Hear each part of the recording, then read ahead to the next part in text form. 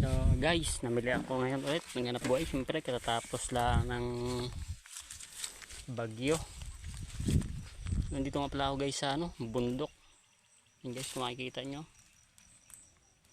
Pero simentado naman yung daan guys.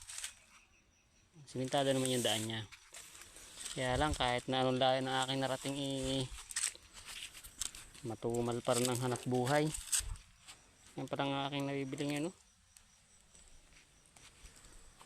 Anong oras na ngayon? Time check tayo ngayon. 11:37 na.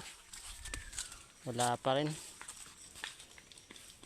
So narating ko na tong mga tong lugar ng mga kamangyanan dito. Pero kahit dito agad na yung kalakal. So talagang mahirap na ang buhay ngayon guys, kaya kailangan sipagan natin ang ating pagbablog kahit na magustuhan nyo man o sa hindi, wala akong magagawa. Kailangan natin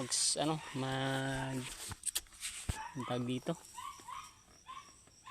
kailangan magtiyaga, kailangan pakapalan ng muka. So yun lang muna guys, at maraming salamat. So hindi kasi ako makapag-video guys habang ako nasa biyahe. Gawa ng wala akong kasama. Wala akong antag doon. Yung lagayan ng cellphone. Kaya so yan lang muna ngayon guys. Oh, yan oh. Yung mga nakikita yung bahay-bahay na yan, yung mga bahay po yan ng mga katutubo. So yun po muna. Maraming salamat.